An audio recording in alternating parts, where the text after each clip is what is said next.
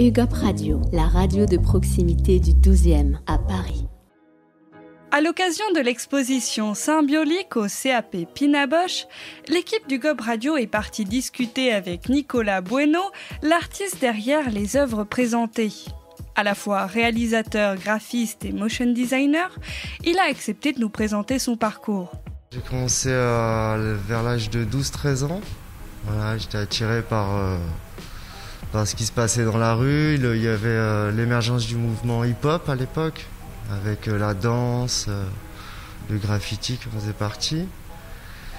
Et j'aimais toujours dessiner. Je côtoyais aussi des gens qui le faisaient, donc ça m'a amené à le faire.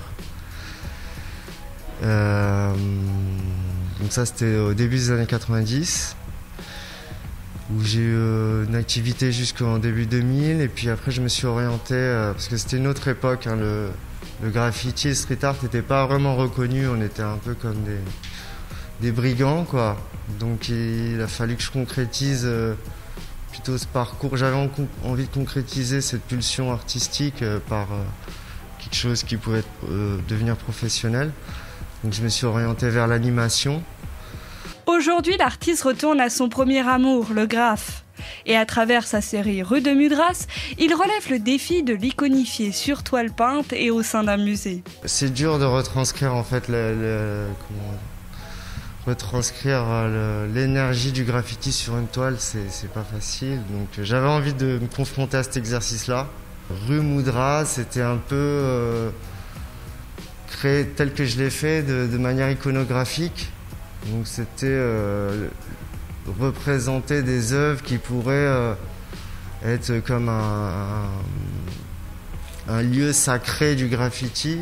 Les mudras, ça permettait dans la danse, par les signes des mains, de raconter une histoire et des états d'esprit. Et en fait, je trouvais que aujourd'hui, souvent les gens, que ce soit dans l'hip-hop ou dans la rue, quand on prend une photo, automatiquement, il y a un signe qui se fait avec les mains. Et ça représente souvent un état d'esprit. Donc je voulais que ce langage ancestral soit revu de manière contemporaine et présenté de manière iconographique, donc comme on peut trouver dans les lieux cultes. Et j'avais envie de faire ça dans un musée, de me dire que ça pouvait être ces icônes-là qui représentent un peu l'état d'esprit de la rue ou des mouvements culturels qu'on a. Inspirées par la cosmogonie et le spirituel, les toiles de Nicolas Bueno sont construites comme des icônes peintes pour sacraliser la gestuelle urbaine. En fait, la série, elle se répète souvent.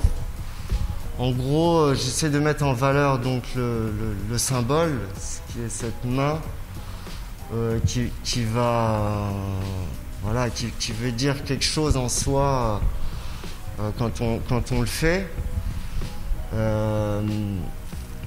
Les gens le font des fois mais ils ne savent pas pourquoi. Donc je voulais mettre ça en valeur de manière comme vous pouvez le voir dans les iconographies orthodoxes, il y a souvent, ou même chrétienne, il y a souvent cette auréole de lumière qui est derrière, encastrée, voilà, dans un. Ça symbolise plutôt la rue, donc le côté ville. Donc j'avais envie que ça soit enfermé là-dedans, quoi, que ce geste appartienne un peu à la rue. La symbolique en elle-même, elle est concentrée sur la main, en fait, ce que veut dire ce geste. Je me disais que c'était bien de recréer, voilà, des icônes actuelles, quoi. Donc qu'est-ce qui nous symbolise beaucoup, c'est souvent l'image, les photos, et quand on regarde des photos passées, les gens font cette gestuelle, et je me dis que c'était bien, c'était comme un nouveau moyen d'expression et d'état d'esprit qui était représenté par une gestuelle. Et donc j'avais envie de mettre la lumière sur ces gestuelles-là. Pour aller plus loin et découvrir complètement la réflexion de Nicolas Bueno sur l'art de rue, retrouvez ses œuvres mais aussi d'autres séries comme Typothérapie au CAP Pinabosch, 4 passages Stinville. L'entrée y est libre lors des horaires d'ouverture. UGOP Radio, la radio de proximité du 12e à Paris.